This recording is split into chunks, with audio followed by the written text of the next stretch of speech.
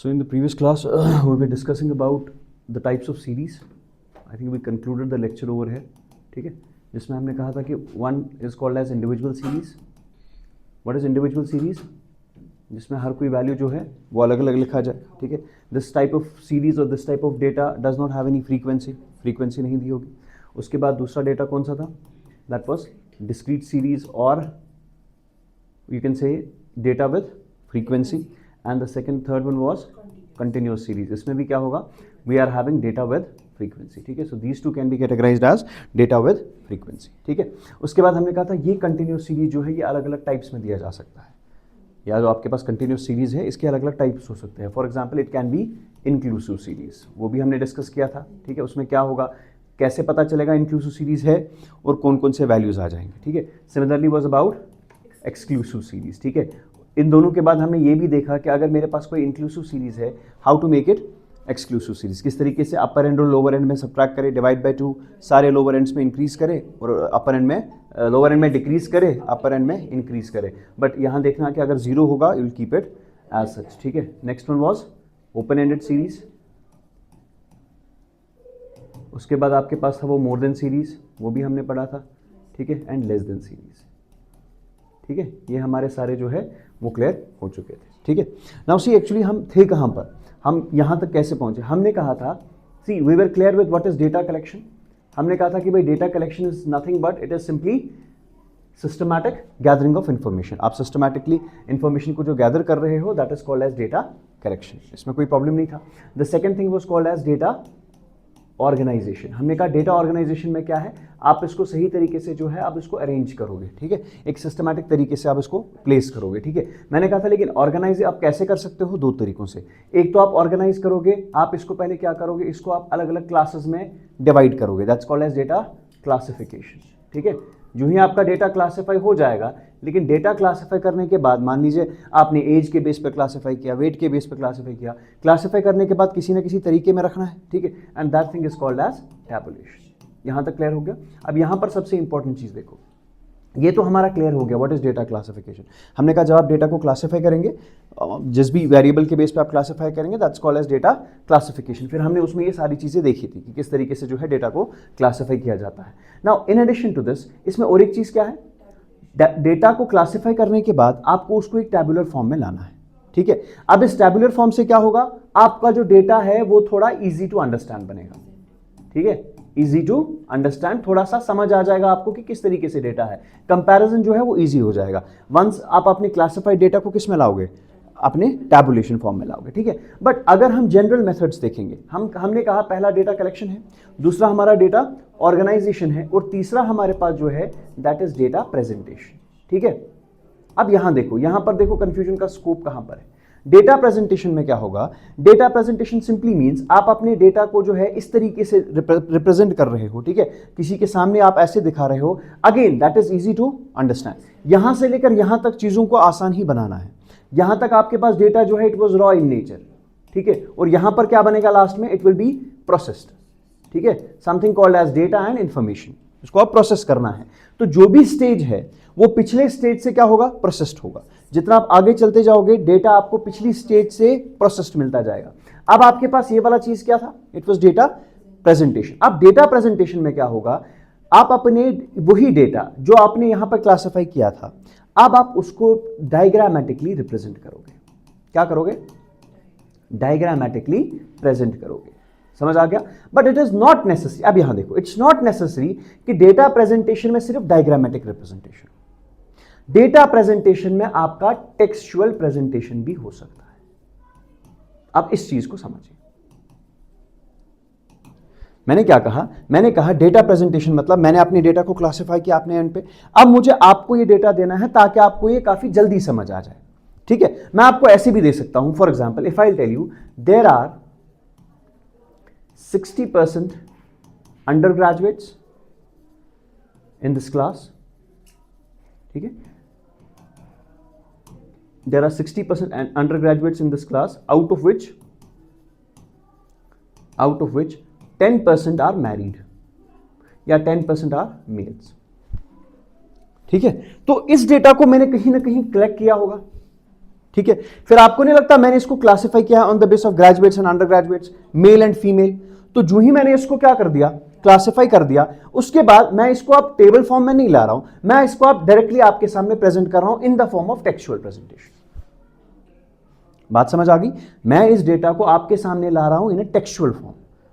समझ आ गया? डायग्रामेटिक फॉर्म में ना, तो अब देखो इसको मैंने पहले क्लासिफाई किया, क्या आपको लग रहा है क्लासिफाई करने के बाद, अब देखो इसके पीछे क्या होगा, जो ही ये डेटा आ गया होगा, आपने इसको क्लासिफाई किया on the basis of undergraduates and graduates, then on the basis of male and female.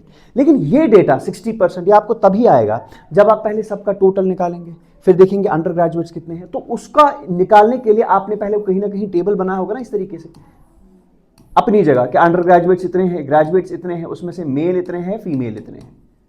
जो ही आपका ये चीज बन गया होगा, then you can give a statement like this. Now see, this is tabulation, you know this is tabulation.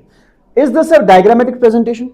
Yes, this is also a diagrammatic present. इसीलिए मैंने पहले दिन कहा था कि टैबुलेशन आपको ऑर्गेनाइजेशन में भी मिलेगा और टैबुलेशन आपको प्रेजेंटेशन में भी मिलेगा। अब इसको ध्यान से देखिए, अदरवाइज आप इसको जो है वो गलत करेंगे। अब देखिए, नॉर्मली हम क्या कहते हैं, once the data is collected, ध्यान से इसको सुनना, after the collected data is collected we go for organization of data.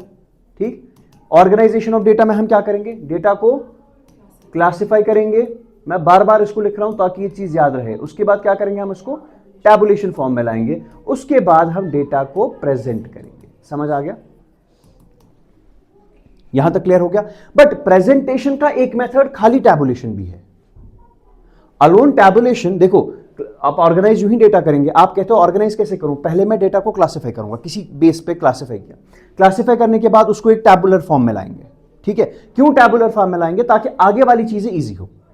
For example, presentation of data में you will see pie chart, 2 minute आप समझिएगा यहां पर, you will see pie chart, you will see histogram, you will see bar graphs,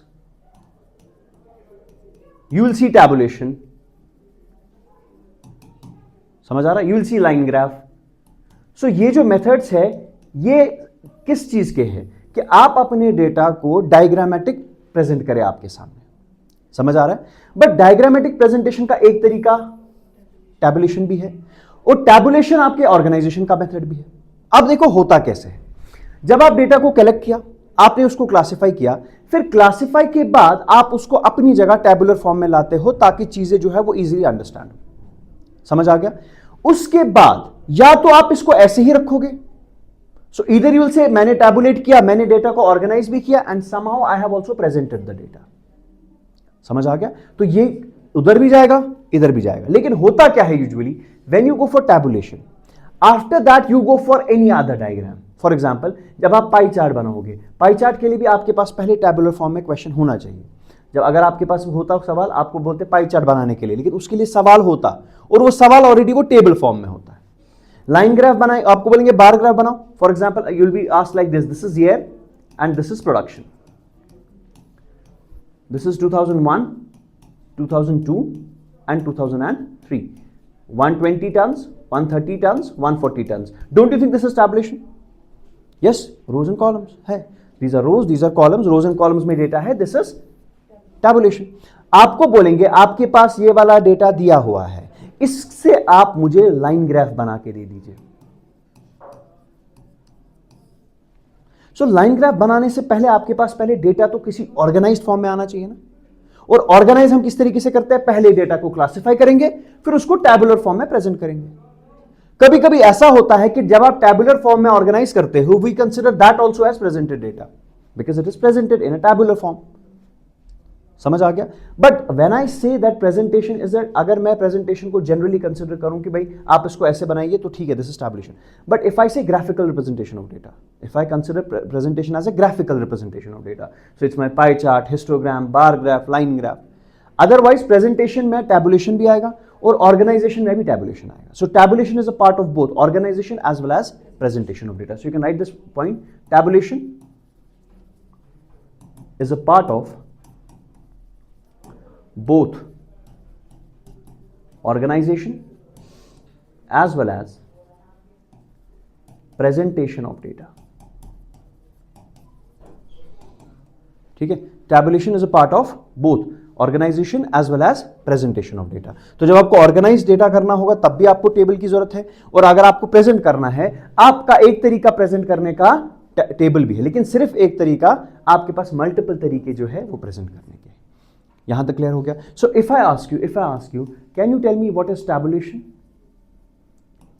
देखो, I can also say tabulation as that it is a method, आप देखना, it's a method of data presentation, yes और no, है ना? Data present करने का तरीका है in which data is represented in the form of rows and columns. Yes or no? ये एक तरीका है डेटा प्रेजेंट करने का जिसमें आपका डेटा जो है वो किस तरीके से रिप्रेजेंट किया जाता है, इन the form of rows and columns. ये देख लीजिए, ये आपका क्या तरीका है, रोज एंड कॉलम्स, ठीक है। टैबुलेशन को भी मैं ये भी कह सकता हूं, it's a method of organization of data in rows and columns, कि मैं अपने डेटा को ऑर्गेनाइज कर रहा हूं। Organize is a broad term. Organize कब होगा? जब पहले क्लासिफाई होगा। क्लासिफाई करने के बाद मैं ऐसे भी लिख सकता हूं, it is a method of organization of data in which the classified data is presented in the form of rows and columns. You are getting the point? तो है वही टैबुलेशन। तो टैबुलेशन का एक तरीका कि भाई ऑर्गेनाइज्ड डेटा को आप in the form of rows and columns लिखेंगे, ठीक। अगर मैं थोड़ा सा और डीप चला जाऊं, ये ऐसा तरीका है जिसमें आप ऑलरेडी क्लासिफाइड डेटा को इन the form of rows and columns present करते हैं। हो गए दो तरीके। तीसरा तरीका, अगर मैं इधर कहूं that it's a method of data representation in which data presentation in which the data is represented in the form of rows and columns. समझ आ गया? यहां तक क्लियर हो गया? So tabulation can be a part of organization of data as well as presentation of data as well. लेकिन जब भी मैं डेटा को प्रेजेंट करूंगा, ठीक है, हमेशा क्या होना चाहिए कि data, although not necessary, data present होने के बाद, डेटा प्रेजेंट होने से पहले डेटा ऑलरेडी किस फॉर्म में होना चाहिए? एक टैबुलेटेड फॉर्म में आना चाहिए। सो वी समटाइम्स से टैबुलेशन जो है it is a prerequisite for drawing these diagrams. ये डायग्राम को, for example, if I give you A lengthy statement like this, मैं आपको ऐसे एक स्टेटमेंट दे दूं, दिस इज कलेक्टेड डेटा, क्या आपको लगता है इस स्टेज से आप सीधा डायग्राम बना पाओगे? Can you make a diagram from this stage? No. इतने बड़े डेटा को आप डायरेक्टली डायग्राम में कन्वर्ट नहीं कर पाओगे। तो आप क्या करोगे? आप इसको पहले टैबुलेट करोगे, पहले आप इसको क्लासिफाई करोगे, ठीक है। क्लासिफाई करने के बाद आप उसको टेबुलर फॉर्म में लाओगे, और टेबुलर फॉर्म में लाने के बाद you can draw a diagram. Diagram easy बनाना होता है। That's why we sometimes say that tabulation जो है it is a prerequisite, it's what, a prerequisite for presentation of data. But there I am not considering tabulation as a method of data presentation. वहां मैं कहता हूं कि tabulation पहले बनेगा। समझ आ गया? तो या तो ऐसे होगा, डेटा कलेक्ट, डेटा क्लासिफाई, ये ध्यान से देखना आप, डेटा क्लासिफाई, टैबुलेशन, फिर उसके बाद बार ग्राफ, ठीक है, line graph, pie chart, making the diagrams. या तो इस तरीके से होगा, वरना collect the data, classify the data, make it in a tabular form, and yes, this is a method of data presentation. Stop there. I have presented the data. So either you stop at tabulation and consider it that I have presented the data in front of you, or आप क्या करोगे? tabulate कर दिया, नहीं, इसको आप अच्छे diagrammatic और डायग्रामेटिकली अलग अलग डायग्रामेटिक फॉर्म्स बनाएंगे, तो ये लीजिए आपके पास है बार ग्राफ है, लाइन ग्राफ है, अलग अलग डेटा को प्रेजेंट कर रही है। समझ आ गया? यहां तक क्लियर हो गया? समझ आ गया? इसमें कोई प्रॉब्लम तो नहीं है? ओके। सो हमने कहा टैबुलेशन जो है it is nothing but it is, आपके पास डेटा जो है इसको क्या करना है? You have to present it in terms of rows and columns. समझ आ गया? Okay. Now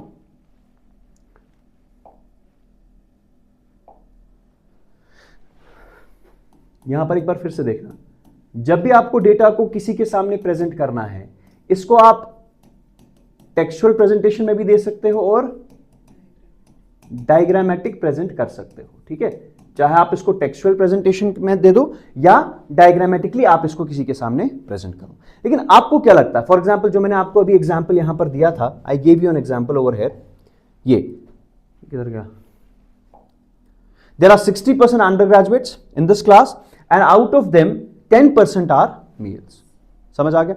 this is in the, I am presenting data in front of you, Presentation is not only diagrammatic. Presentation can be textual as well. I am textually presenting data in front of you. मगर ये कब possible है? मतलब textually आप कब मेरे सामने data ला सकते हो? जब डेटा काफी स्मॉल है, जब डेटा जो है काफी छोटा है, बहुत कम है, तो आप मुझे बोल सकते हो सर ये लीजिए टेक्सचुअली मैंने लिखा, आप इसमें डायग्राम बनाने की क्या जरूरत है? आपको सिर्फ इतनी इंफॉर्मेशन कन्वे करनी है, तो इसको टेबल या पाई चार्ट में लाने की क्या जरूरत है? सर ये लीजिए आपका data. You are getting the point? तो जब आपके पास वॉल्यूम ऑफ डेटा क्या होगा? बहुत कम होगा। whenever the volume of data is less, when volume of data is less, so at that time what you will go for? You will go for textual presentation. आप बोलोगे ये लीजिए 2 lines में आपने अपने डेटा को जो है समेट लिया, इसको डायग्राम बनाने की क्या जरूरत है? You are getting the point? But the moment अगर आपका डेटा क्या होगा, डेटा का वॉल्यूम जो है वो क्या होगा? बड़ा है, काफी ज्यादा डेटा है। अब आपको लगता है काफी ज्यादा डेटा को आप in the form of lines present करोगे, in the form of language present कर पाओगे, टेक्स्ट फॉर्म में प्रेजेंट कर पाओगे? नहीं। आप कहते हो सर नहीं, इसके लिए हम क्या करेंगे? हम अपने डेटा को डायग्रामेटिकली प्रेजेंट करेंगे। समझ आ गया? And one method of diagrammatic presentation is tabulation. बताओ यहां तक समझ आ गया कि नहीं? यहां तक क्लियर? टैबुलेशन भी है और बाकी सारे मेथड्स भी हमारे पास है। Some books you will find out presentation के 2 तरीके हैं, textual and tabulation. Will say only textual and tabulation. फिर वो कहते हैं कि टैबुलेशन के बाद you will go for another diagrams, because हमें पता चला कि बाकी डायग्राम्स हम तभी बना पाएंगे जब हमारे पास क्या होगा? डेटा टैबुलेट करके होगा। That's why in your exams it was once asked कि आपको क्या लगता है tabulation is a prerequisite for making another diagrams? Yes, है प्री रिक्विजिट। मगर अगर हम आज के टाइम पे देखेंगे, मतलब आज के जमाने में देखेंगे, आप for example this is AI based world this time, ठीक है? अब अगर आप अपने डेटा को सिंपली कलेक्ट करोगे, आपका डेटा जो है वो कलेक्शन के बाद सीधा आपको क्या करके दे सकता है? प्रेजेंट भी करके दे सकता है। उसके लिए प्री रिक्विजिट नहीं है। लेकिन जहां आपकी किताबें हैं, जहां आपका जेकेएसएसबी बोर्ड है, उसको पता है कलेक्ट, फिर ऑर्गेनाइज, फिर प्रेजेंट, या तो टैबुलेट में करोगे, फिर उसके बाद अलग अलग डायग्राम्स में लाओगे। समझ आ गया? So will go ahead with it, ठीक है? अगर आपने ये कुछ मॉडर्न टर्म्स देख ली, तब हम अपने आंसर को जो है थोड़ा सा डिविएट करेंगे कि नहीं, कलेक्ट करने के बाद ही डायरेक्ट डायग्राम बन सकती है, हमारे लिए प्रोसेस डायग्राम आ रही है। समझ आ गया? बट स्टैंडर्ड तरीका क्या है? पहले कलेक्शन, फिर ऑर्गेनाइजेशन, फिर प्रेजेंटेशन, फिर एनालिसिस और फिर इंटरप्रिटेशन। समझ आ गया? इसमें कोई प्रॉब्लम तो नहीं है? So I am saying you, जब आपको डेटा प्रेजेंट करना होगा, आप उसको पहले किस फॉर्म में लाओगे? टेक्सचुअल फॉर्म में लाओगे। या तो टेक्सचुअल फॉर्म में लाओगे, दैट्स दिस, जब आपका वॉल्यूम ऑफ डेटा कम होगा, वरना किस फॉर्म में लाओगे? डायग्रामेटिक फॉर्म में लाओगे। चलो अगर मैं इसको यहां पर हटा के आपको मैं ऐसे बता दूं, चलो आपके लिए थोड़ा सा इजी बना दूंगा मैं। या तो आप उसको कैसे प्रेजेंट कर सकते हो? टेक्सचुअल फॉर्म में या टैबुलेशन फॉर्म में, और टैबुलेशन फॉर्म के बाद you can go for different diagrams. आप फिर अलग अलग डायग्राम्स जो है वो बना सकते हैं। For example beat your pie chart, beat your line graph, beat your histogram, कोई भी जो है वो बना सकते हो। लेकिन पहले आप इसको क्या करो? इसको टैबुलेशन में प्रेजेंट करो अपने सामने। यहां तक क्लियर हो गया? कोई प्रॉब्लम तो नहीं है? Now will explain what do you mean by this tabulation, because in your syllabus there is a one line written, that is what is tabulation of data. समझ आ गया? टैबुलेशन का बैक एंड समझ आ गया? भाई टैबुलेशन जो है वो प्रेजेंटेशन का भी एक पार्ट है। डेटा को प्रेजेंट करना है तो टैबुलेशन में फॉर्म करो, लेकिन अगर आपको ऑर्गेनाइज करना होगा, वहां पर भी आपको डेटा जो है वो किस फॉर्म में लाना पड़ता है? टैबुलेट फॉर्म में। यहां तक क्लियर हो गया? So you can simply say what is tabulation? It is a method in which data is represented in the form of rows and columns. Try to remember मैं क्या कह रहा हूं। It's a method in which, it is a method in which. तो मैंने method का नाम नहीं दिया, मैंने नहीं बोला कौन सा मेथड। डेटा प्रेजेंटेशन का भी मेथड है, डेटा ऑर्गेनाइजेशन का भी मेथड है, आपकी जो मर्जी आप इसमें लगा सकते हो। समझ आ गया? सो इट्स अ मेथड जिसमें आपका डेटा किस में रिप्रेजेंट हो सकता है? रोज एंड कॉलम्स में। For example if I give you like this, I will say this is your class, this is class 10th, class 11th, class 12th, and this is number of students. समझ आ गया? ठीक है? This is number of students, this is 20, this is 40 and this is 10।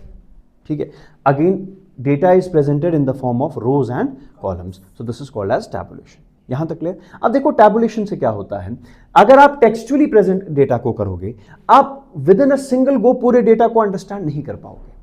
For example if I give you something in the form of lines, तो आपको पहले वो पूरी लाइन्स पढ़नी पड़ेंगी और फिर समझनी पड़ेंगी, तब जाके आपको थोड़ा सा वो अंडरस्टैंड हो जाएगा कि लाइन्स में क्या था। You are getting the point. But the moment I am writing over here, आप देखो देख के ही आपको पता चलेगा 11th में सबसे ज्यादा बच्चे हैं। आप पूरा डेटा नहीं पढ़ रहे हो, just by looking at a glance of it, इसमें सबसे ज्यादा है, कंपैरिजन इजी हो रहा है। तो कैन यू टेल मी कि why you go for tabulation, what is the need of having tabulation of data?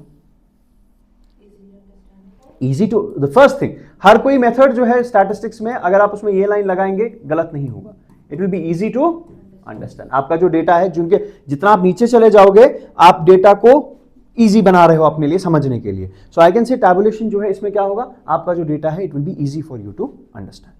समझ आ गया? कैन आई से, हाँ कैन आई से it save space and time. देखो इससे पहले क्या आप 10-20 लाइन में लिखो, एक तो आपका स्पेस भी बचेगा और आपका टाइम भी बचेगा। यस और नो? स्पेस भी बच पाएगा और टाइम भी बच पाएगा। So it will be very easy for you to go with that.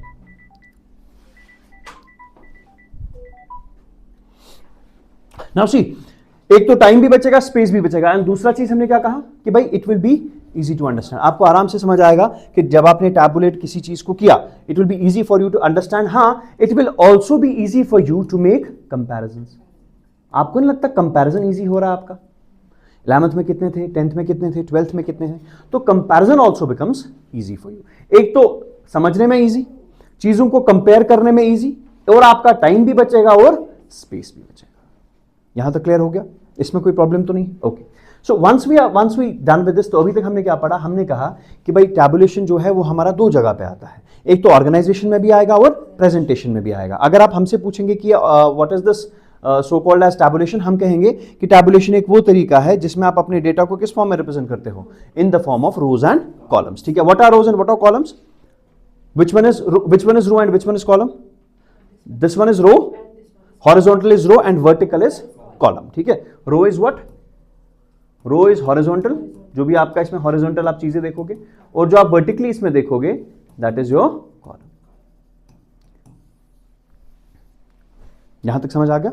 इसमें कोई प्रॉब्लम तो नहीं? हमने कहा भाई टैबुलेट करने की क्या जरूरत है? आपने कहा सर डेटा को जब आप प्रेजेंट करोगे तो आप टेक्सचुअली भी प्रेजेंट कर सकते हो या टैबुलेशन में प्रेजेंट कर सकते हो। ठीक है? मैंने कहा टैबुलेशन जरूरी है? आपने कहा हाँ सर, इससे क्या होगा, आपका इजी हो जाएगा नेक्स्ट डायग्राम बनाने के लिए। ठीक है? सो व्हाइल यू आर आप अपने डेटा को जो है वो आहिस्ता आहिस्ता इजी बना रहे हो अंडरस्टैंड करने के लिए, प्रोसेस कर रहे हो, तो one of the requisites of them is tabulation. Now again told you it's not necessary that always you can go for, but आपके हिसाब से हाँ पहले टेबल बनाना है तब जाके आप डेटा को डायग्रामेटिकली प्रेजेंट कर पाओगे। यहां तक क्लियर हो गया? Now if I talk about this tabulation, तो टैबुलेशन में क्या होगा, you will see that there is data which is presented in the form of rows and columns. आपका डेटा जो है वो रो और कॉलम में प्रेजेंट किया गया हो। For example if I consider this to be your table, ध्यान से देखना, if I consider this to be your table, ठीक है? इस टेबल में क्या होगा, आपके पास ऐसे डेटा होगा। ठीक है? लेट मी सपोज यही एग्जांपल लेंगे, क्लास 10th 12th 10th के बाद पहले 10th 11th एंड 12th। ठीक है? तो यहां से मैंने क्लास लिख लिया आपके पास कि कौन कौन सा क्लास है, और यहां पर मैं लिखूंगा आपके पास नंबर ऑफ स्टूडेंट्स। ठीक है? लेकिन जेके से कितने हैं, ठीक है, हिमाचल से कितने हैं, यूपी से कितने हैं, और उत्तराखंड से कितने हैं, यही आपका डेटा है। सो ये आपका बन गया एक टेबल, और इनमें जो है आप क्या प्रेजेंट करोगे, आप डेटा को प्रेजेंट। और आपने देखा होगा कि हमेशा क्या होता है, इस साइड से भी एक टोटल दिया जाता है, ठीक है, टू फैसिलिटेट कंपैरिजन। ठीक है? और इस साइड से भी क्या होगा, एक टोटल आपका जो है वो कितने साइड से होगा, वो दोनों साइड से होगा। हॉरिजॉन्टल चीजें भी ऐड की जाएंगी और वर्टिकल चीजें भी ऐड की जाएंगी, और ये यहां से इनका टोटल और इनका टोटल हमेशा सेम होगा। ऐड करके नहीं लिखना है, इनका टोटल जो आएगा वो इधर लिखेंगे, सेम विल बी इन तीन का टोटल। ठीक है? ये आपका जो है इसमें चेक रहेगा कि आपने सही से जो डेटा है वो ऐड किया है कि नहीं। यहां तक clear? So this is how a normal table looks like. But whenever you will C a table, इसमें कुछ कंपोनेंट्स होते हैं दैट शुड बी देयर, कि अगर आप टेबल बना रहे हो इसमें क्या क्या चीजें जो है वो होनी चाहिए ताकि आप जो है वो टेबल को अच्छे से समझ पाओ। क्या आपको यहां पर समझ आ रहा है कि what is the table all about? Exactly किस चीज के रिलेटेड है? मतलब आपको पता चल रहा है कि अलग अलग क्लासेस में किस किस स्टूडेंट, मगर कहाँ पे क्या, यू नॉट, आपको टेबल से तो चलो समझ ये आ रहा है, बट हो सकता है कभी मैं ऐसा चीज लिखूं, फॉर एग्जांपल क्या आप मुझे ये चीज बता सकते हो इसमें आपको क्या समझ आ रहा है? 2011, 2012, 2013, ठीक, these are years and this is production, ठीक, 24, 36, 18। आप मुझे बताओ खुदारा, आपको कुछ समझ आ रहा है इस चीज से? आपको सिर्फ इतना समझ आ रहा है कि ईयर्स में क्या दी गई है, किसकी प्रोडक्शन? 24 क्या केजी टन है, मेट्रिक टन है, कुछ नहीं समझ आ रहा है। सो दैट मीन्स अगर आप सिर्फ खाली एक टेबल बनाएं, आपको टेबल से एग्जैक्ट चीजें नहीं पता चलेंगी। आपके पास कुछ कंपोनेंट्स होने चाहिए टेबल में, ताकि मैं कहूँ हाँ जी भाई ये टेबल जो है इसमें एग्जैक्ट डेटा दिया हुआ है, every information is given, so I can consider it to be a good table. आप समझ रहे हो? I can say what are the features of a good table. अगर आपका टेबल है उसके क्या क्या, इधर वी कैन से कि इसके कंपोनेंट्स क्या क्या है, what are the components of this table, और यू कैन से कि भाई चलो कंपोनेंट छोड़ो, हमें बताइए कि क्या क्या चीजें होनी चाहिए आपको टेबल में अंडरस्टैंड करने के लिए। समझ आ गया? यहां तक क्लियर हो गया? Now see the first thing, whenever you are having table, for example आपने अपनी बुक देखी होगी, ठीक है, जिसमें काफी टेबल्स होंगे, ठीक है, तो आप देखेंगे उसमें ऐसे लिखा होता है टेबल ऊपर 1.1 रिप्रेजेंट्स दिस, टेबल 1.2 रिप्रेजेंट्स, तो हमेशा क्या होता है टेबल की एक नंबरिंग की जाती है। अदरवाइज अगर फॉर एग्जांपल आपके पास बुक है उसमें 100 टेबल्स है, I want to locate one table, तो मैं कैसे लोकेट करूं? नहीं हो पाएगा ना लोकेट, कौन सा टेबल जाऊं, 1000 टेबल्स है। तो सबसे पहले इंपॉर्टेंट कंपोनेंट जो है आपके पास टेबल में क्या होना चाहिए? There should be a table number, हमेशा एक टेबल नंबर होना चाहिए यहां पर सेंटर में। I make it, location is not important, ठीक है, कहीं भी हो सकता है, ठीक है, sometimes they right it from here, sometimes they right it at the centre alignment. Table number 1.1 आपने देखा होगा ऐसे, हमेशा क्या लिखा होता है? टेबल नंबर होता है। उस टेबल नंबर से हमें क्या होगा? तो what does table number do? Table number कुछ नहीं करेगा सर, टेबल नंबर सिर्फ आपको क्या करेगा? It will facilitate the location, it will facilitate what? The location of your table. आपका टेबल एग्जैक्टली कहां पर, क्योंकि काफी सारे टेबल्स है, तो आपका टेबल एग्जैक्टली कहां पर है वो चीज हमें कौन दे देगा? Table number. But table number में एक चीज ख्याल रखना है, जो टेबल पहले आएगा उसकी नंबरिंग भी पहले होगी। ऐसा नहीं इसको 1.3 रखोगे, इसको 1.1 रखोगे, पहले इसको, ये पहला टेबल है तो या तो टेबल 1 रखो इसका नाम, टेबल 2 रखो इसका नाम। अदरवाइज अगर आप एक ही चैप्टर में बना रहे हो तो 1.1 मतलब पहला चैप्टर में पहला टेबल, 1.2 पहले चैप्टर में दूसरा table, and so on, depending upon के जो आपकी मेथोडोलॉजी रही होगी जब आप अपने डेटा को जो है वो कंपाइल कर रहे हो। यहां तक क्लियर हो गया? So the first important component in this case is table number. Table number से क्या पता चलेगा? सर आप अपने टेबल की लोकेशन जो है वो बता पाओगे कि आपका टेबल एग्जैक्टली कहां पर लोकेटेड है। समझ आ गया? उसके बाद शाबाश, very good, next important thing is title. Title मतलब है क्या? मतलब ये जो टेबल है व्हाट इज दिस? टेबल 1.1 है, बट टेबल 1.1 शोइंग व्हाट? समझ आ गया? सो that is the title of your table. समझ आ गया? इसमें क्या होगा? फॉर एग्जाम्पल इसमें लिखा होगा the distribution of different students from different states in school XYZ। अब आपको समझ अब समझ आ रहा है। इसमें लिखा होगा production of wheat in J&K। तो आपने बोला ठीक है, समझ आ गया, है ना? इससे पहले समझ आ रहा था जब तक मैंने नहीं कहा था। अब मैं कहूंगा table 1.1 it shows what? Production of wheat in JK for example. तो थोड़ा सा है चीजें आपको क्लियर होने लगी कि ये टेबल क्या है। अच्छा ठीक, इसमें अच्छा मतलब ये व्हीट की प्रोडक्शन है। सो दैट मीन जो मैंने आपको टेबल प्रेजेंट करके दिया था ये आपको समझ नहीं आ रहा था। अब सिंप्लीफाई किस चीज से होगा? टेबल के अलग अलग कंपोनेंट से। आपको सिर्फ इतने को टेबल नहीं कहते, सिर्फ रोज एंड कॉलम्स को टेबल नहीं कहते, बट रोज एंड कॉलम्स को किसी चीज से सप्लीमेंट करना है ना, ताकि ये समझ भी आ जाए। देखिए स्टैटिस्टिक्स में मेन चीज आपको क्या है? डेटा को समझना है। इससे तो नहीं समझ आ रहा है, so I require additional things. Table number so that I can locate your table, title so that I can understand what your table is all about.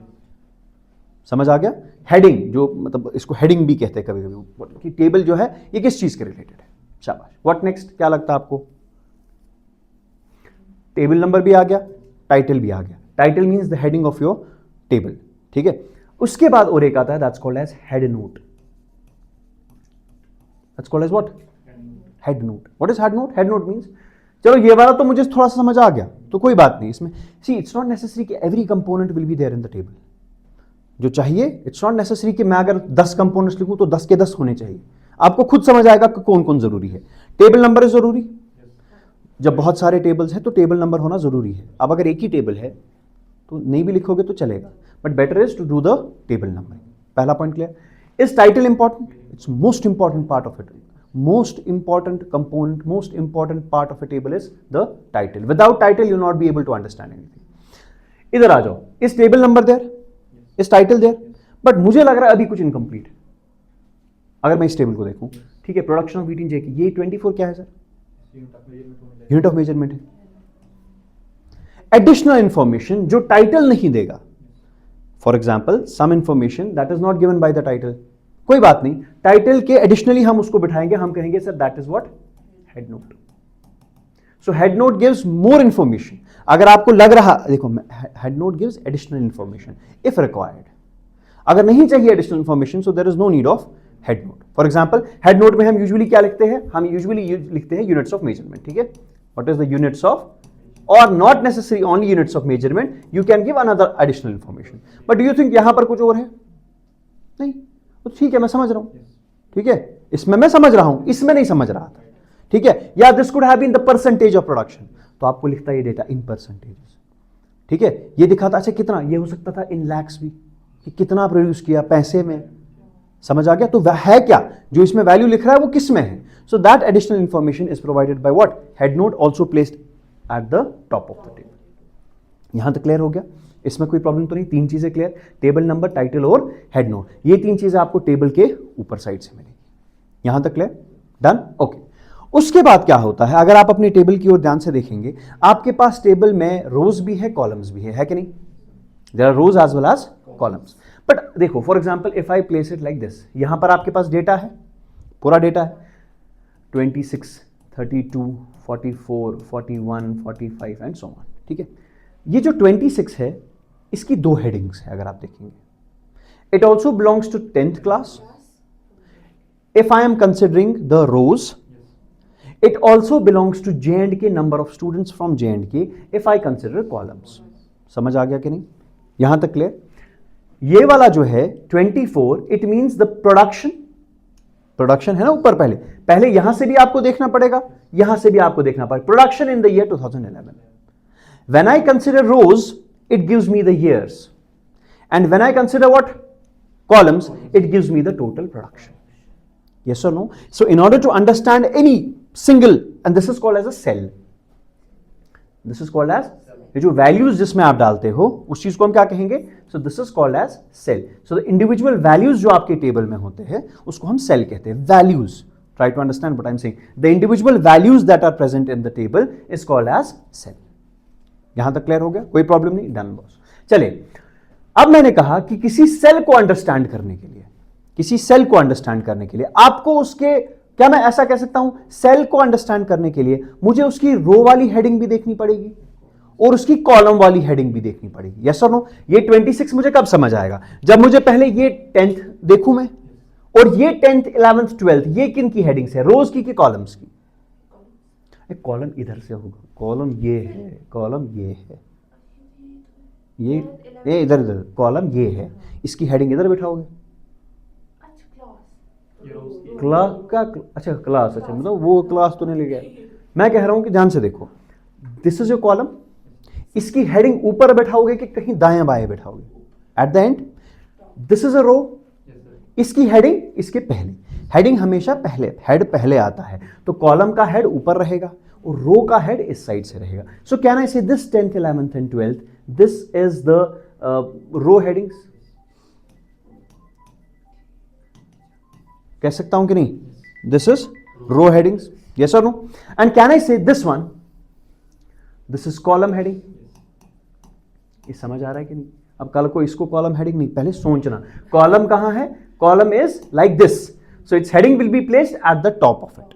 This is my row, तो इसकी heading will be placed at the start of it. समझ आ गया? हमेशा heading पहले बिठाओगे, sir सबसे पहले आएगा, ठीक है। तो इधर आ जाएगा आपका रो, तो this will be row heading. But we don't say row heading, we use the word stub. We use the word what? So what is stub? So stub is nothing but it is the heading of the row. जो आपके रो की जो आपने headings की होती है उसी को सर स्टब कहते हैं। समझ आ गया? And sir what is your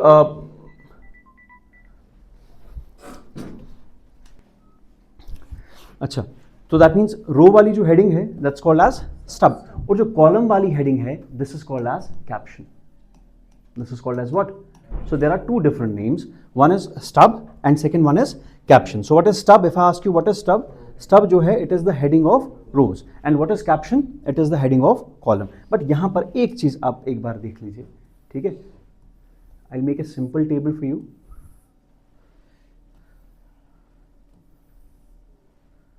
This is class,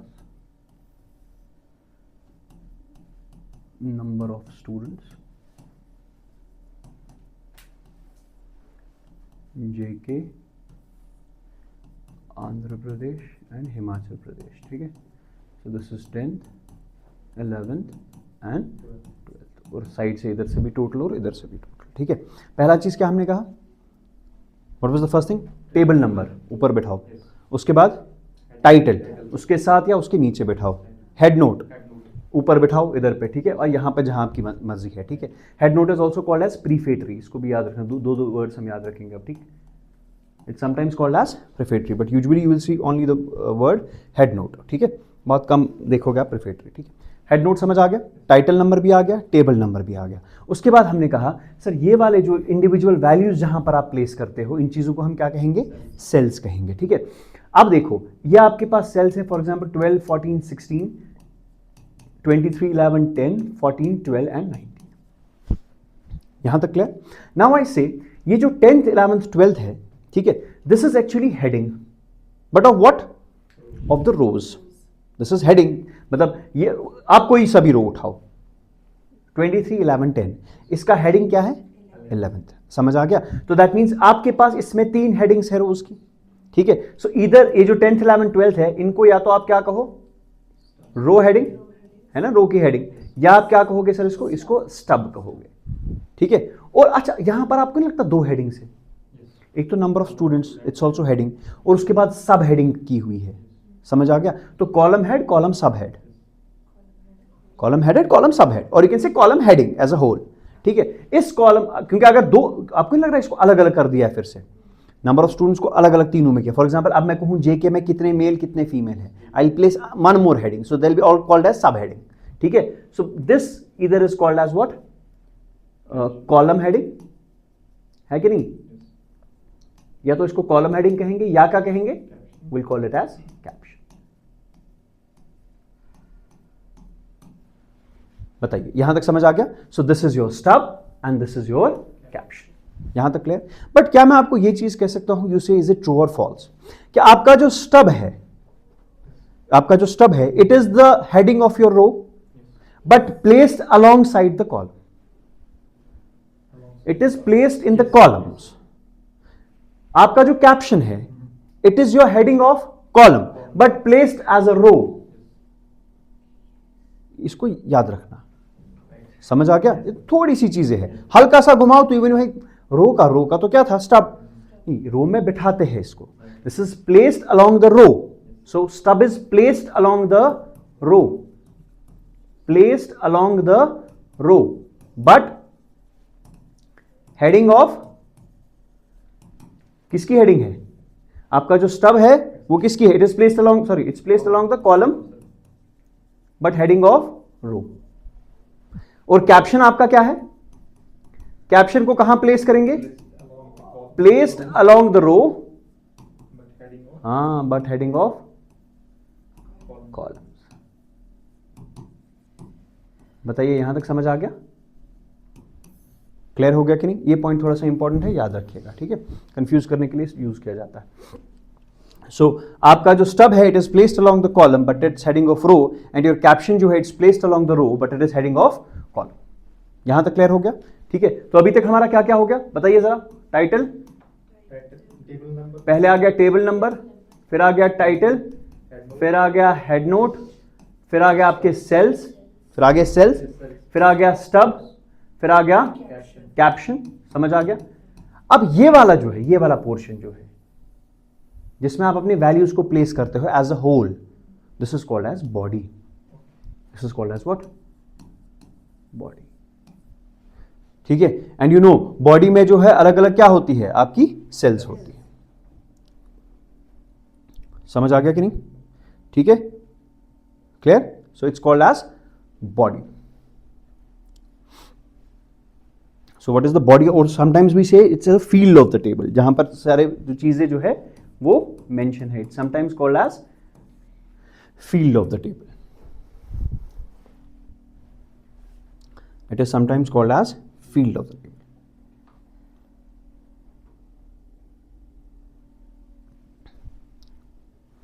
अब कभी कभी क्या होता है कि आप अपने टेबल को बिठा दिया, सारी चीजें हो गई, ठीक है, everything is done, but sometimes you require more additional information to clear your things.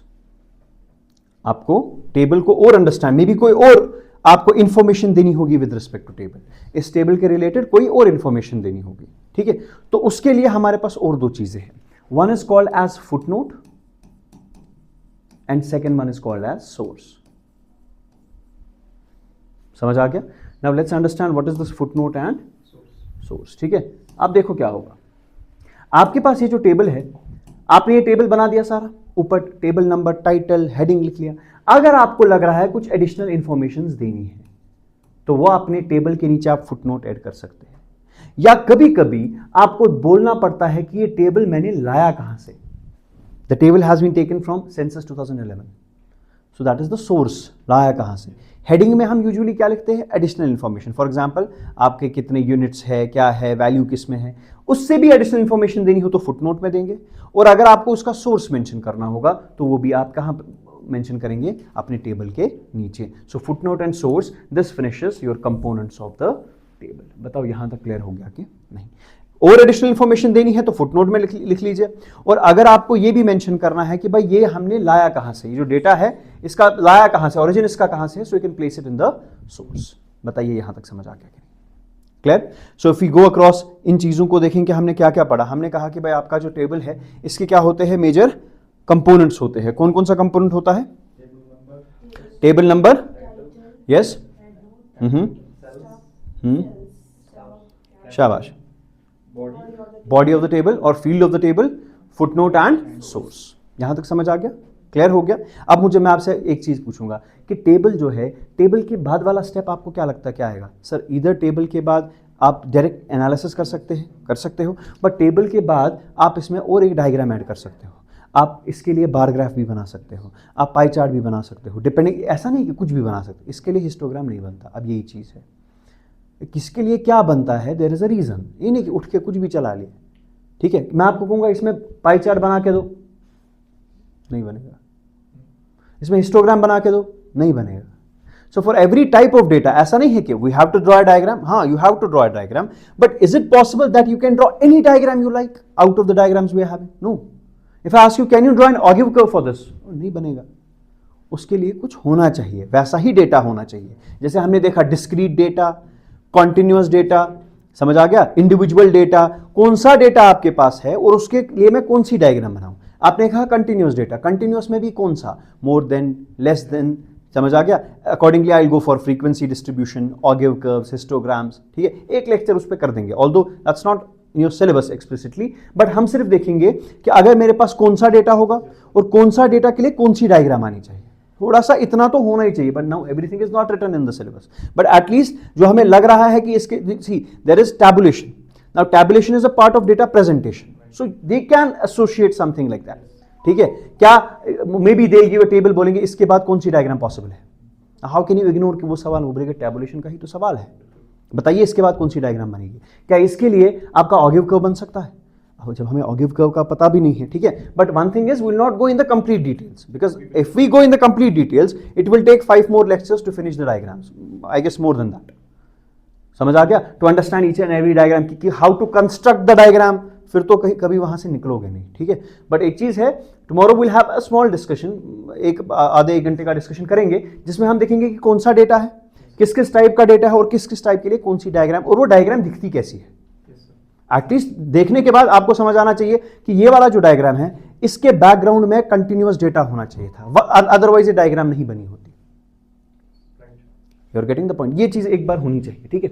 चलिए जी, यहां चीज क्लियर हो गई, समझ आ गया। I have prepared notes for this, I forward you the notes, handwritten notes, ठीक है, पिछले अच्छे नोट्स है, just copy down, but copy it down, ठीक है, समझ आ गया। I forward it in the group today, handwritten notes, इसको उतारना है, ऐसा नहीं। और अगर आपको लगा कोई एडिशनल चीज है, ठीक है, there are some additional things that I have told in the class but they are not written in the notes, so if you take only notes you are at loss.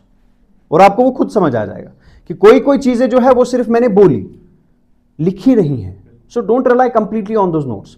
Those notes are simply कि अगर आप मान लीजिए आपने सामने notes रखोगे and you start lecture, अगर आप देखेंगे तो आपको समझ अच्छे से आ जाएगा, और maybe you will add 2-3 points. समझ आ गया? So it's better to go for the lecture first, then understand it, and it's better, much better than that you make the notes yourself. जितना अच्छे से बनाओगे, क्योंकि जो लिखोगे वो याद रहेगा, ये चीज याद रखिएगा, ठीक है। यहां तक क्लियर हो गया? इसमें कोई प्रॉब्लम तो नहीं है? नाउ ये तो थे what are the components of a table, कि आपके टेबल के जो है क्या क्या कंपोनेंट्स है, ठीक है। But there is something called as types of table, ठीक है। अब ये टेबल जो है ये किस किस टाइप का हो सकता है? आपका ये जो टेबल है इसके कितने टाइप्स है? समझ आ रहे कि नहीं? अब देखो, अब ये जो टेबल्स है ये 3 अलग अलग बेसिस पे हम डिवाइड कर सकते हैं। सी when I say for example what is type of table, आप बोलोगे ना किस चीज पे? For example how many types of persons are there? Sir on what basis? On the basis of gender there are 2 types. समझ आ गया? अच्छा है कि बुरा, on the basis of their qualities. तो कुछ बेस होना चाहिए जिसके हिसाब से हम डिवाइड करेंगे। You are getting the point? One is on the basis of purpose, ठीक है, on the basis of purpose. One is called as general purpose table, general purpose table, and another one is called as special purpose table. समझ आ गया कि नहीं? One is general purpose table and second one is called as special purpose table. Done? आपको नाम से ही समझ आया होगा कि मैं क्या कह रहा हूं। मैंने कहा कि if it is your general purpose table, when it is used for general purpose, specifically कोई ऐसी चीज नहीं है जिसको ये डिस्कस कर रहा है। फॉर एग्जांपल अगर आप अपनी सेंसस का डेटा ले लोगे, ठीक है, आपके सेंसस के डेटा में हजारों टेबल्स बने होंगे। Now they are not for some specific purpose, they are just to give you a set of information. आपके पास जब भी कोई टेबल होगा जिसका कोई स्पेसिफिक मकसद नहीं होगा, उसका बस ये काम होगा to give you the set of information, that is called as general purpose table. That is called as what? General purpose table, जिसका सिर्फ इतना काम है कि आपके पास डेटा है, आप तक पहुंचाना है। उसने वो डेटा कलेक्ट किया था, उसने ऑर्गेनाइज किया था, अब उसको उस डेटा को प्रेजेंट करना है, तो he will present that data in front of you. उसके लिए कोई स्पेशल पर्पस नहीं है आपको कि ये इस चीज के लिए बना हुआ है। General table just to give you information, सिर्फ आपको सेट ऑफ इंफॉर्मेशन देने के लिए। लेकिन अगर आप अपना टेबल, ऐसा आपका टेबल है जो किसी स्पेसिफिक पर्पस के लिए बना हो, किस चीज के लिए? जो किसी स्पेसिफिक पर्पस के लिए बना हो, that type of table is called as special purpose table. समझ आ गया कि नहीं? That table is called as what? Special purpose table. So what is the difference between general purpose table and special purpose table? What happens in general purpose table? It provides a general information. इसमें as such ऐसा कुछ नहीं लिखा होगा, सिर्फ आपके पास बहुत सारा डेटा होगा, ठीक है। That's why we sometimes call general purpose table as reference table. क्या कहेंगे? रेफरेंस टेबल, बिकॉज आपके पास बहुत सारी इंफॉर्मेशन है, this becomes a reference of that information. समझ आ गया? तो जब आपके पास टेबल जो है वो इस पर्पस से बने कि आपके पास बहुत सारी इंफॉर्मेशन कन्वे की जाए, that's called as reference table. लेकिन अगर कोई टेबल आप स्पेसिफिकली बना रहे हो, समझ आ रहा है, आप स्पेसिफिकली बना रहे हो किसी स्पेसिफिक पर्पस के लिए, ठीक है, that is called as what? Special purpose table, और it is also called as summary table. It's also called as what? Summary table. तो इसका दूसरा नाम भी है, that is called as summary table. तो summary table एक ऐसा टेबल है जिसमें क्या होगा, जो डेटा किसी खास पर्पस के लिए बना हो, that is called as what? That is called as summary table और special purpose table. समझ आ गया? क्लियर हो गया? तो पहला किस बेस पर है? पर आपको ये भी बोला जा सकता है, हमें बताइए आप किस किस बेस पे टेबल को क्लासिफाई कर सकते हो। पहला टेबल है on the basis of purpose, as special purpose and general purpose. General purpose is also called as reference table and special purpose is called as summary table. बताइए मुझे ऐसा टेबल जो सिर्फ इसलिए बना हो ताकि आप तक इंफॉर्मेशन दी जाए, आप तक इंफॉर्मेशन पहुंचाई जाए, that is called as general purpose table. लेकिन अगर कोई टेबल स्पेसिफिक पर्पस के लिए बनाया जाए, स्पेसिफिक टॉपिक पे बना जाए, स्पेसिफिक पर्पस कन्वे करने के लिए बनाया जाए, that's called as special purpose table और समरी टेबल। यहां तक क्लियर हो गया? Next is on the basis of originality. The next type of table is on the basis of originality. And originality क्या होता है? देखो फॉर एग्जाम्पल आपने डेटा लाया, ठीक है, अगर आप उस डेटा को उसी तरीके से प्रेजेंट करो. फॉर एग्जाम्पल आपने कलेक्ट किया डेटा रिगार्डिंग स्टूडेंट्स, ठीक है, regarding the different students and the streams they are opting.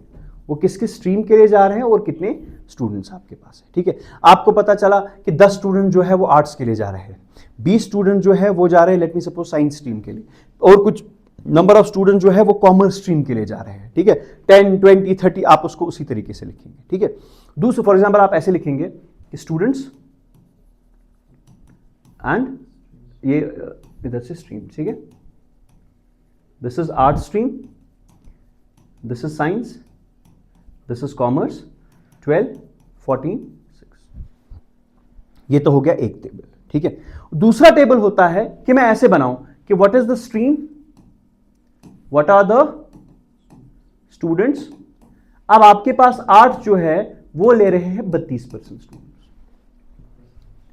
समझ आ गया? Now tell me what is the difference between the first table and the second table. पहले table में क्या हुआ, आपका जो डेटा था it was presented in the same form as it was collected.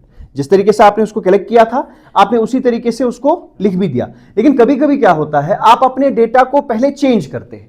It was not collected as percentage या it was not collected as ratio, it was collected in terms of numbers. अगर आप अपने data को उसी तरीके से present करोगे जिस तरीके से आपने कंपाइल किया था, उसको हम कहते हैं original table. That is called as what? Original table. कि भाई इसमें डेटा वैसा ही है जैसा मैंने कलेक्ट किया था, इसमें हमने data with respect to data no changes have been made. समझ आ गया?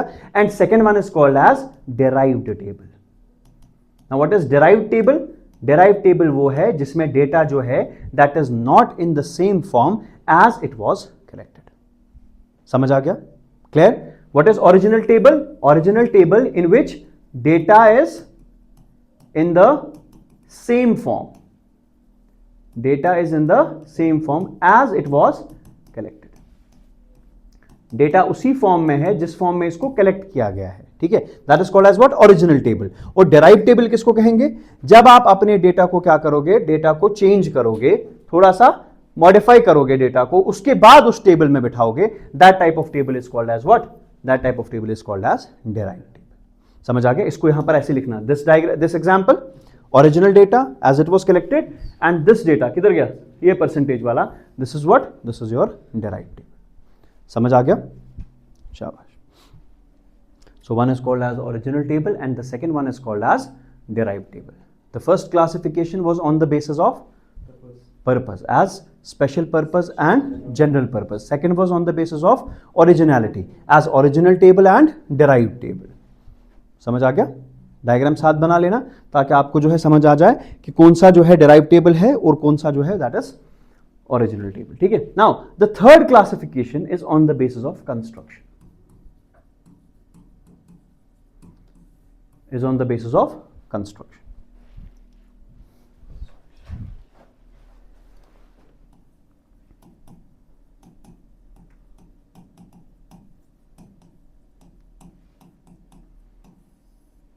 ठीक है. कंस्ट्रक्शन मतलब अब आप अपने टेबल को किस तरीके से बना रहे हो. देखो एक था कि टेबल किस लिए है, व्हाट वाज द पर्पस. आपने कहा sir general and special. Done. Okay. हमने कहा सर दूसरा, आपने कहा ऑन द बेसिस ऑफ कि वो जो डेटा उसमें लिखा गया है क्या वो वैसा ही है जैसा आपने कलेक्ट किया था, तो ओरिजिनल. अगर चेंज कर दिया गया तो डेराइव्ड. Done boss. थर्ड क्या था कि अब आप टेबल को कैसे बना रहे हो, ठीक है. And on the basis of this construction there are two types of tables. One is called as simple table and the second one is called as complex table.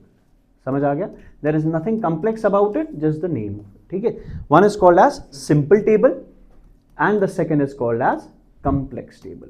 Now understand what is simple table and what is complex table, ठीक है. इसको बस समझिएगा, थोड़ा सा important है, उतना भी इंपॉर्टेंट नहीं है बट समझ आ जाना चाहिए, ठीक है. For example if I give you a table like this,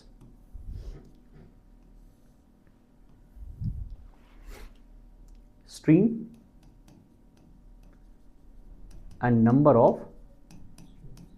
students, arts,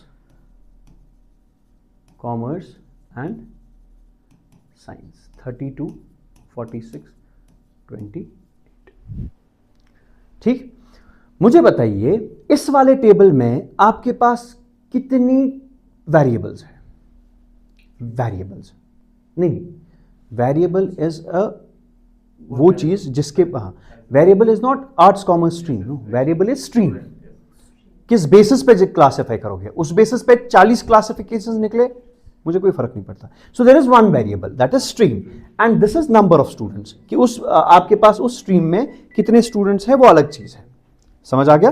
but आपके पास क्या दिया गया है? Stream and number of students. तो आपने कहा sir this is your stream and this is the number of students. यहां तक क्लियर हो गया? कोई प्रॉब्लम तो नहीं है इसमें? Okay, can I place the student? अब क्या मैं अपना ऐसे भी बना सकता हूं table, stream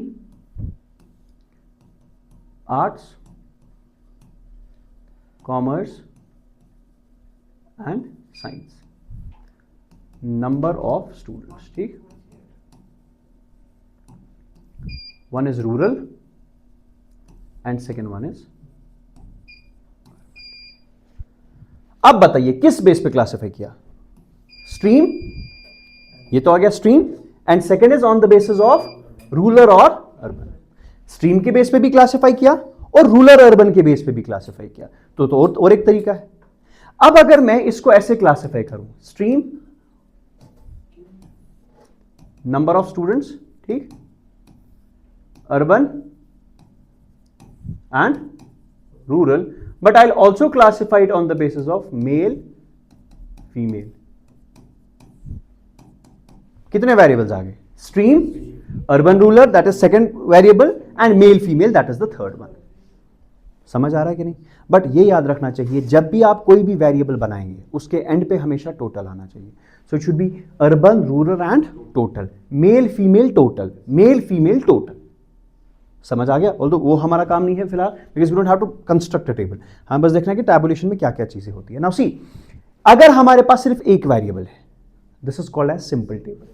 simple table means having only one variable. So can I say this is my simple table? है कि नहीं? But simple table is also called as one way table. Simple table का दूसरा नाम one way table, one variable नहीं, one way table, one way table. समझ आ गया? अब देखो, if you are having only one variable that is called as simple table.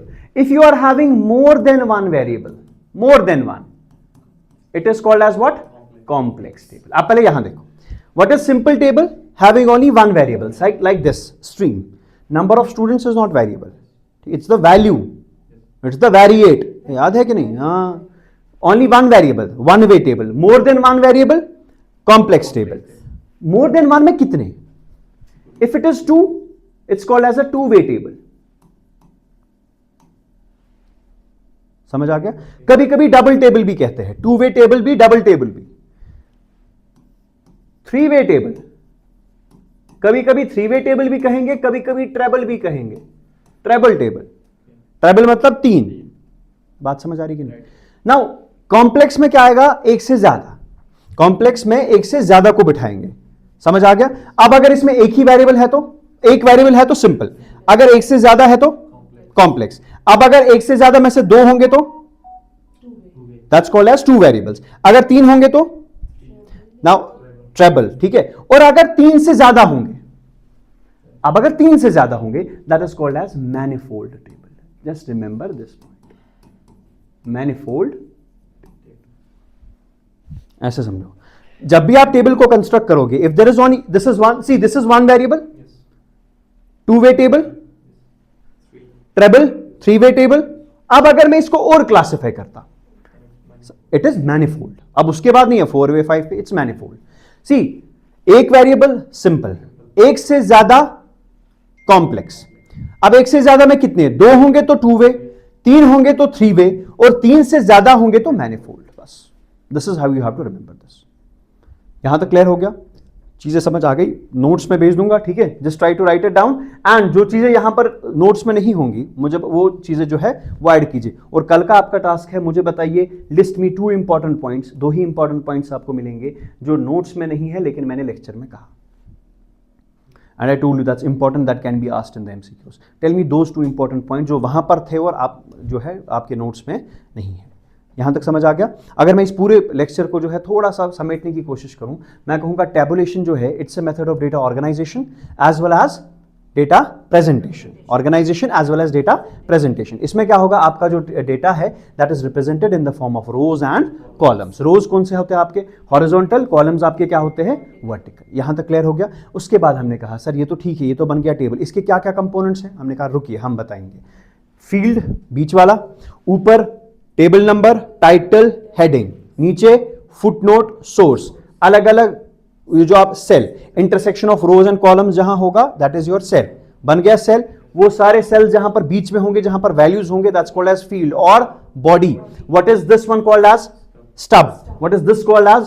So can I say caption is heading of columns and stub is heading of rows, but can I say stub is placed in the column and caption is placed in the rows. यहां तक clear हो गया? तो ये थे components of A table. उसके बाद था टाइप्स ऑफ टेबल। किस किस बेस पे? पहला था on the base of purpose, general purpose, special purpose, छोड़ दो। On the basis of originality, original and derived, छोड़ दो। तीसरा on the base of construction as simple table, complex table. Complex simple में क्या होगा? एक variable. More than one variable, complex. More than one कितना? 2 होगा तो 2 वे, 3 होगा तो 3 वे, 3 से ज्यादा होगा तो मैनिफोल्ड। समझ आ गया? Rest will discuss tomorrow.